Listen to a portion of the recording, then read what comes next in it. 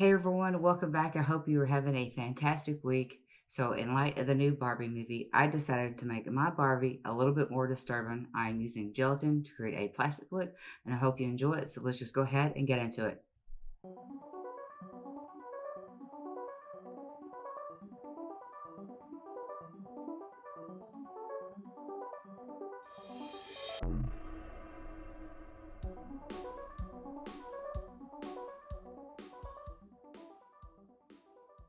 To begin this look, I'm blocking out my eyebrow just to protect it from the gelatin. I don't want gelatin to be embedded into my eyebrow hair, so I'm giving it just a couple of coats of Elmer's glue.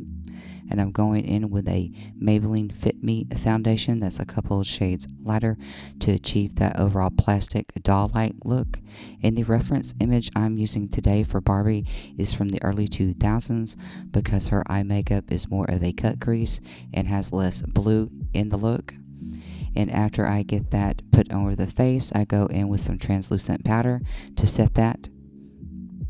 Going in with a contour palette, I am making my nose a little bit thinner toward the tip of the nose to change its shape. And Barbie does not have heavy contouring in the cheekbone area or in the forehead, but I'm using a light color to map out where I'm going to put white for that more plastic look later on. Going in with a white eyeliner pencil, I make sure to get that covered onto the lid of my eye. And to make it even more brighter, I set some white over onto that to make it pop even more. Going in and using the same white to get rid of my chin dimple and to change the shape of my lip a little bit. I get that into place so you see how the white comes in and makes it a little bit more plastic in the forehead and also down onto the contour of the nose. Using the same eyeliner pencil, I push that waterline out toward the inner and the outer corner, and going in with a brown eyeliner, I'm making sure that I go just slightly above my folded eye. This is going to give you your cut crease look and blend that to the edge of the eye in the inner corner. Going in with some purple, I'm going to make that pop a little bit more and have a little bit more color. I'm placing that above the crease and buffing it out to get rid of the harsh line. The palette I'm using is the ColourPop palette called It's My Pleasure, and I'm mixing some two colors together to make it darker, and I'm going slightly above that crease line to give it more height and dimension, and going back in with some pink. I'm blending that in and out from the inner and the outer corner just so that line is not as harsh, and of course it's pink, so I wanted some more Barbie-like look to the eye. To buff that color out even more, I'm going in with a bone shade and I'm filling in the rest of the top of the eye, and I pop in some white up under that brow bone. Going in with my brown eyeliner again, I pop that color up underneath the white that we placed in earlier, being sure to carry it to the inner and the outer corner. And just to darken that up a little bit, I'm using an angle brush and going in with some brown to lock that into place and to give it more depth. Using a black waterliner, you can use a eyeliner pencil for this. I'm going in and placing a line on the bottom of the lid that meets the lashes and doing a small flick of a wing on the outer corner. And I go back in to make sure that I have that inner corner to where it bleeds just past the inner corner of the duct. This is going to give it that doll-like look to it. And I go back in and I tightline it to make sure that I don't have any gaps in the color. And if you are using a makeup eyeliner and it does not dry and it down to a matte finish, you can pop some black over that to get rid of that shine to it. I am using a split cake liner that I got from Gavisi Beauty, and it's to place the bottom eyelashes onto Barbie, and those are brown and not black.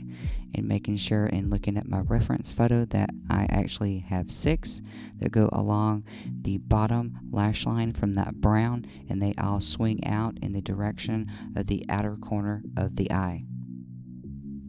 Since Barbie's eyelashes are not as prominent on the bottom than they are on the top, I'm going in with the same brown eyeshadow and buffing them out just a little bit to give them a little bit more softness.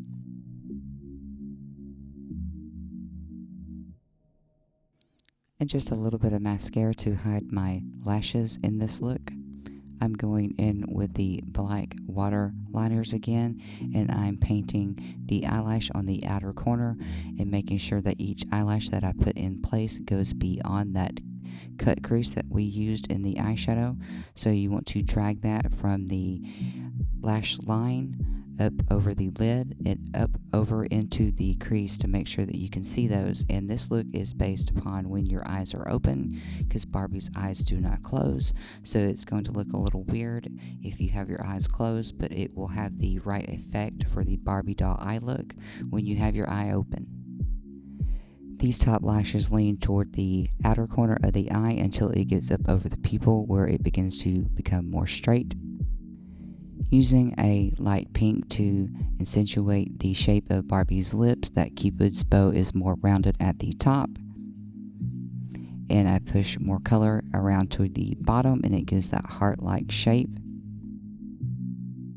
I am using a brush to get the color off of the doe foot of this applicator. This is the Color Pop Blotted Matte look, and I'm going in and placing color all over the lip, making sure that I get that perfect Barbie pout.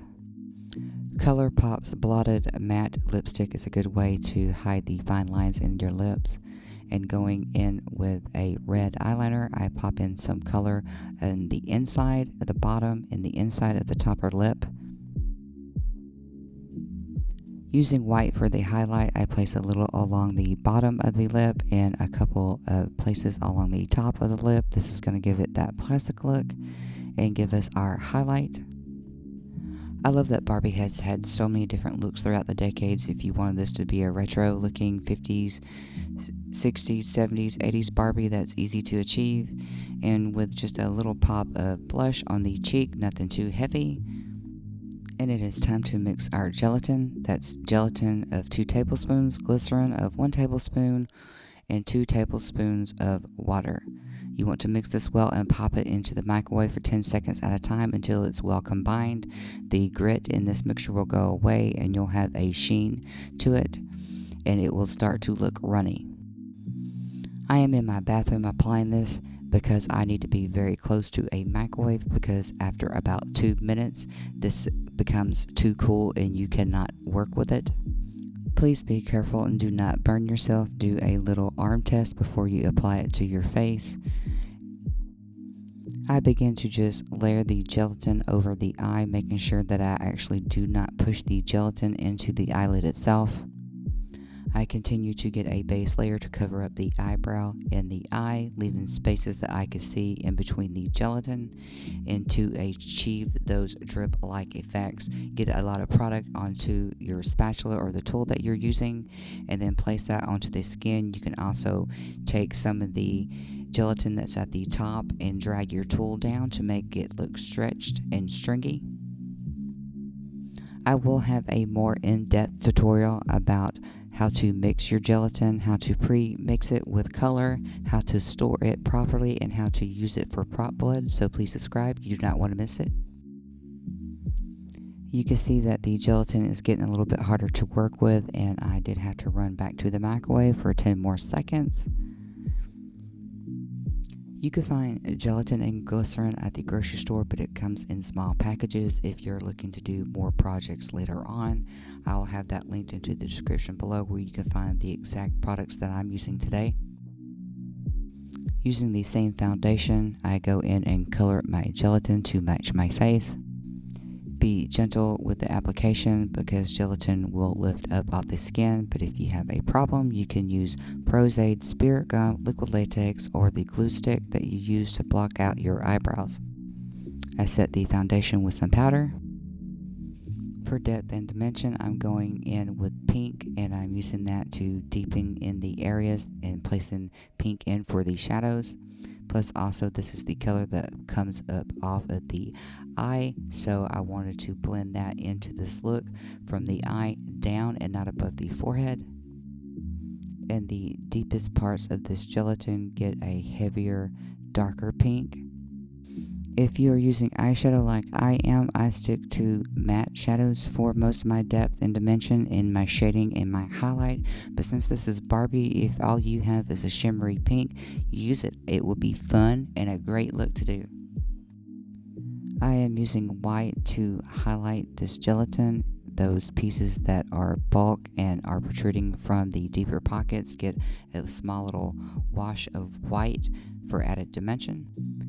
When the movies Oppenheimer and Barbie came out, I immediately knew that I was going to do a melted Barbie look, and so now we have Barbenheimer, the collectible edition. Going in with the same brown that I used to create those bottom lash lines, I'm going back into the gelatin in the darker parts, and the idea of plastic turning darker before it actually melt is giving me my second layer of dimension, and I'm pushing that into the design of the gelatin at the top of the forehead and around the outer edges. With the Barbie coming out at the end of the summer and fall shortly on its way, I think that Barbie is going to be a popular Halloween costume this year, so imagine if you showed up as a melted Barbie. With a platinum blonde, some barrettes, and a rhinestone collar, here is the final look. I hope you guys enjoyed this tutorial today. Thank you for hanging out with me, and if you'd like to see sneak peeks, behind the scenes footage, or vote on my next look, you can find me on Instagram and Twitter. Those links are below, and I'll see you next time. Bye.